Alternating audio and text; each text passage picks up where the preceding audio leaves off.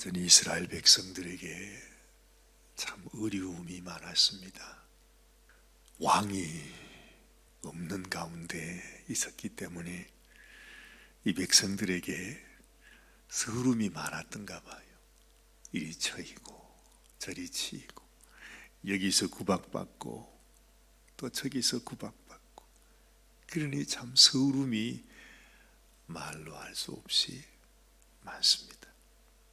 그러나 이렇게 우리가 연약해지고 힘이 없고 서러움을 당하고 억울함 속에 살아갈 때에 하나님도 우리의 이런 모습을 참 마음이 안 좋으셨겠구나. 하나님도 이스라엘 백성들이 이런 가운데 어려움을 겪는 일을 하나님이 절대 원하지 않으시는구나. 근데 가만히 생각해 보면 이스라엘 백성들이 하나님이 왕 되심을 마음의 믿음으로 하나님을 의지하고 하나님의 살아계심을 바라보면서 살아갔으면 이들이 이렇게 연약하여지지는 않았을 텐데, 사실은 이들 스스로 하나님을 버렸습니다. 하나님이 자기의 왕 되신 것을 마음 깊이 깨닫지를 못했어요.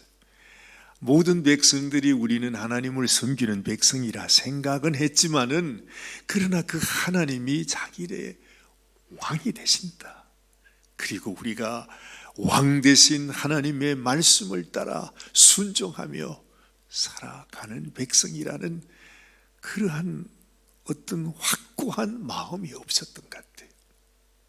우리도 늘 하나님 섬긴다 말하면서도 뭔가 모르게 우리 마음이 너무 느슨합니다. 하나님을 섬기는 것인지, 내가 하나님의 말씀을 따라 순종하면서 오늘도 살아가는 것인지, 그냥 이름만 걸어놓은 것이지 전혀 하나님이 우리의 왕이 되지 못해서 사실은 우리의 삶 속에 이런저런 시련과 어려움을 당하게 되는 것이죠. 이 말씀을 읽고 있노라면 그 당시 백성들의 상황이 그랬겠구나 하는 생각이 들게 됩니다. 그런데 이 말씀 속에서 우리가 발견하게 되는 베냐민 지파, 이 사울과 인생의 큰 고통을 당할 때 함께 그런 어려움을 당했던, 내가 너무너무 힘들고 어려운 가운데 있을 때 나와 함께 같이 어려움을 겪었던 이런 동지 있잖아요. 그런 사람들. 근데 가만히 보면 이 이스라엘 역사 속에 오늘 여기 나오는 이 사울에 속한 지파가 베냐민 지파가 아닙니까? 이 베냐민 지파가 하나님 앞에서 또 자기 다른 이스라엘 지파들 가운데서 겪었던 아픔이 있었습니다. 이 베냐민 지파 사람들이 하나님 앞에 죄를 멀리하지 않고 오히려 죄를 감싸고 돌다가 이스라엘 모든 지파와 함께 원수와 같은 존재가 되어서 이 베냐민 지파는 완전히 진멸되는, 정말 씨가 말려지는, 베냐민 지파가 완전히 없어져 버리는 그런 어려움을 겪게 되었어요. 그래서 정말로 베냐민 지파에게 이제는 딸도 주지 말자, 완전히 우리가 저들과는 단절하여 이제 저들과는 교류하지 말자, 이래서 정말 이 베냐민 지파가 완전히 멸망하게 되었을 때 딸을 그들에게 주었던 백성이 누구냐? 오늘 여기 나오는 길르앗 야베스라고 하는 이 사람들이 그 당시에 말이죠, 이스라엘 백성들에게 또 어떤 자기들 모이는 총회에 나오지 않았다고 그래가지고 이 베냐민 지파가 그 어려움을 당할 때 오늘 여기 나오는 바로 이 길르앗 야베스 사람도 어려움을 당합니다. 아주 진멸을 당하게 돼요. 그러니까 다 다 죽임을 당하고 남자를 알지 못하는 여자들만 남겨서 이 여자들은 베냐민 지파 사람 남성들을 위하여 같이 결혼하게 하는 바로 그 시절 여러분 아시죠? 그때 어려움을 겪었던 바로 그 사람이 바로 이 사람들이라 하는 것입니다. 그런데 이제 그 백성들에게 이 길르앗 야베스에게 큰 어려움을 겪습니다. 오늘 보니까 암몬 사람 나하스가 올라와서 그들을 완전히 점령하기 위해서 진을 치고 있습니다. 그래서 아주 비굴하지만은 이 야베스 사람이 우리가 함께 언약을 맺고 우리가 당신을 섬기게 해달라고 이렇게 아주 빌면서 나아가는데 이 사람들이 하는 얘기가 내가 너희들 눈을 다 뽑았으라도 너희와 언약하지 않는다. 그러면서 아주 씨도 안 맥히는 거예요. 그러면서 완전히 지금 이 길르앗 야베스 사람들이 그 암몬 사람에 의해서 이제 점령당하게 되는 그런 상황 속에 있었다는 것입니다. 이 얘기가 베냐민 지파의 사울에게 들려지게 되는 것이죠. 참 놀랍게도요, 이 사울이 이미 그 당시 지도자로 앞으로 왕이 될 사람으로 기름 부음을 받았지만 아직까지는 전혀 어떤 역할을 하지 못했던 것 같아요. 이 소식이 전달되었을 때에 사울이 밭에서 소를 갈고 있었답니다. 여전히 자기가 하는 일을 하고 있습니다. 그런데 하나님께서 이 이스라엘 이 지파 가운데 이런 어려움을 통해서 그냥 그 조야에 묻혀 있는 사울을 일으키는 일을 하시는 것입니다. 왜 우리가 하나님께서 우리들에게 힘들고 어려운 환난을 주심을 통해서 오히려 우리를 하나님이 깨우쳐 주시는 교훈을 많이 받습니다. 우리가 초대교회 당시에도 하나님께서 정말 이 백성들에게, 이 초대교회 성도들에게 너희들이 성령을 받아서 성령의 능력으로 온 세상까지 가서 나의 증인이 되라고 말씀했지만은 그 말씀을 기억하지 못하고 그 말씀을 깨닫지 못하고 그냥 그 초대교회 안에 남아 있었을 때 하나님께서 그들에게 환난을 주셨다 하지 않습니까? 그 환난을 통해서 이 교회가 흩어져서 온 세상 사람들에게 복음을 전하게 되었다고 하는 그런 말씀을 알게 되는데, 우리가 이 말씀을 읽다 보면 그렇습니다. 사울이 지금 한가하게 밭에서 농사를 하고 있습니다. 밭을 갈고 있습니다. 소와 함께 자기 일을 하고 있었단 말이죠. 그런데 하나님께서 이 환난을 통해서 이 사울을 번쩍 잠에서 깨어나게 하셔서 이 백성들을 이끌고 이들을 위협하는, 이들을 향해서 오는 대적들을 향하여 함께 일어나도록 오늘 이 말씀에 보면 사울이 이 말을 들을 때에 6절 말씀입니다. 하나님의 영에게 크게 감동됨에 그의 노가 크게 일어나서, 그래요, 사울이요, 그 말을 듣는 순간 특별히 자기들이 그 힘들고 어려웠을 때 베냐민 지파가 완전히 멸망하는 그 순간에 자기들에게 여인들을 주었던 자기의 동족과 같은 그 동지들입니다. 그들에게 이런 어려움이 있다는 얘기를 듣자 이 사울의 마음속에 더 마음속에 노가 불같이 일어나서 당장에 자기와 함께 밭을 갈고 있는 소를 가지고 아주 각을 뜹니다. 죽여가지고 이스라엘 모든 지파에게 다 주면서 너희들이 이런 소식, 이런 상황, 이런 우리의 형제가 어려움을 당하는데 나와 또 사무엘 선자와 함께 하지 않는 자는 이같이 너희들을 각을 뜨게 해 줄 것이라고. 어이구, 이런 용기가 어디서 나지요? 우리가 이 사울이 그렇게 아주 겸손하고 마음이 약하고 아주 하나님께서 또 사무엘이 모든 백성들을 다 불러서 사울아, 네가 하나님이 택한 왕이다. 그럴 때요, 이 사울이 부끄러워가지고 앞에 나오지를 못하고 저기 수레 뒤에 숨어가지고 나오지도 못하고 있었던 사울이었다 그럽니다.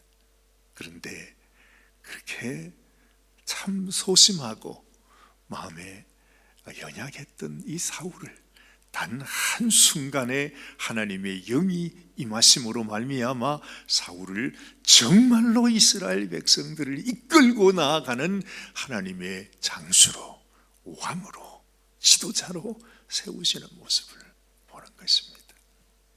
아마 우리가 세상에서 편안하게 살게 되면 우리의 모습을 벗어날 수가 없는 것 같아요. 저도 그렇고 여러분도 그렇습니다. 우리가 신앙생활을 하다 보면 하나님이 우리를 도전하십니다. 그것이 어떤 모습이든지 간에 우리에게 어려움을 주시기도 하고 우리를 더 낮추기도 하시고 또한 우리에게 이런저런 상황을 주시면서 하나님께서 우리를 흔들어 깨우시는 것입니다. 그냥 가만히 있으면 잠들어 죽어간. 왜 우리가 그런 얘기 많이 듣잖아요. 한국에서 그 어부들이 잡은 물고기를 가지고서 이제 저기 어디 강원도 뭐 어디로 운반해 갈 때 그냥 이 고기를 가져가면 그 자동차 안에 물 넣고 거기에 고기를 넣어두면 이 고기가 다 죽어버린대. 근데 거기에다가 상어 새끼를 한 마리를 집어넣어주면 이 고기가 죽지 않고 그때까지 그냥 싱싱하게 남아있어서 회값을 확실히 많이 받는다, 뭐 그런 얘기를 우리가 듣곤 하는데, 하나님께서요 우리를 편안하게 두시면 좋으실 것 같은데, 아니 하나님 나 좀 그냥 두시지, 나 좀 편안하게 두시지, 우리 그냥 이렇게 살면 되는데, 아니 이것만큼이라도 내가 편안하게 살 수 있도록 하나님 좀 남겨두시지, 왜 우리에게 이런 고난과 시련을 주시는? 때로는 우리 마음에 원망이 될 때도 많고 이해하지 못할 때도 많잖아요. 그것이 시험이 되는 경우도 있다 이 말입니다. 그런데 이 모든 일을 통해서 하나님이 우리에게 주신 하나님의 깊은 뜻과 계획이 있다고 하는 사실을 우리는 다시 한번 생각해야 합니다. 만약에 이런 환난과 어려움이 없었으면, 이런 자기의 사랑했던, 자기와 함께했던 사람들에게 이런 어려움이 없었다면 사울은 여전히 하나님께서 나를 왕으로 불러주신다고 하는데 그게 무슨 뜻인지 내가 잘 모르겠네, 그러면서 아마 소와 함께 밭을 갈고 있었는지도. 그러나 하나님께서 이 사울을 이렇게 일으키시고 이스라엘의 지도자로, 그리고 모든 이스라엘 사람들이 한 마음으로 사울을 따라가는, 사울을 지도자로 삼고 정말로 든든히 하나님의 귀한 백성으로 세워나가시는 하나님의 계획을 우리가 여기에서 보게 되는 것입니다. 오늘도 우리에게 주시는 하나님의 교훈이 뭘까? 사무엘이 이 모습을 보면서 이렇게 말하죠. 14절 말씀에 오라, 우리가 길갈로 가서 나라를 새롭게 하자. 주의 성령께서 우리의 심령 속에 너의 심령, 너의 삶 새롭게 하라. 하나님이 원하시는 삶, 하나님께서 부르신 삶, 하나님이 원하시는 그 길을 따라 어떤 어려움 속에서도 우리가 성령에 힘입어서 성령이 인도하시는 대로 그 길을 가게 하여 주시옵소서. 하나님께 기도하는 이 아침이 되시기를 바랍니다. 기도하십시다. 하나님, 그렇습니다. 우리가 편안한 가운데 머물러 있으면 우리의 영혼은 점점 더 나약해지고 안일해지고 나태해지고 결국에는 우리는 죽어버릴 수밖에 없게 됩니다. 하나님, 우리에게 환난을 주고 모욕을 주고 정말로 우리에게 고통을 주었으라도 우리를 다시 깨어나게 하시고 우리가 어떤 세상 속에 살고 있는지를 알게 하시며 또한 우리가 어떤 마음으로 하나님 앞에 담대하게 일어서야 할 것임을 깨닫게 해주심을 감사합니다. 그렇습니다. 우리의 삶 속에 우리가 겪고 있는 이런저런 어려움들이 우리를 힘들게 하고 우리를 두렵게 하고 우리의 걱정과 근심이 늘어나게 하지만 하나님, 이런 근심 속에 우리가 묶이지 말고 하나님이 모든 일들을 통하여 우리들에게 하시고자 하시는 일이 무엇인지, 우리를 어떻게 사용하시기를 원하시는지, 하나님 우리가 어떤 백성이 되기를 원하시는지 하나님의 마음을 저희들이 깨달아서 아버지의 뜻을 따라 순종하며 살아가는 저희들이 되게 하여 주시옵소서. 하나님, 우리는 할 수 없습니다. 우리는 연약합니다. 그러나 하나님의 영이, 성령께서 주여 오늘 이 아침에도 우리의 심령을 두드리시고 깨워주시고 깨닫게 하시고 힘을 주셔서 주님, 우리가 일어나서 하나님의 사명을 붙들고 나아가는 당신의 백성이 되게 하여 주시옵소서. 우리 주님, 예수님의 귀하신 이름으로 감사하며 간절히 기도드리옵나이다. 아멘, 아멘, 아멘.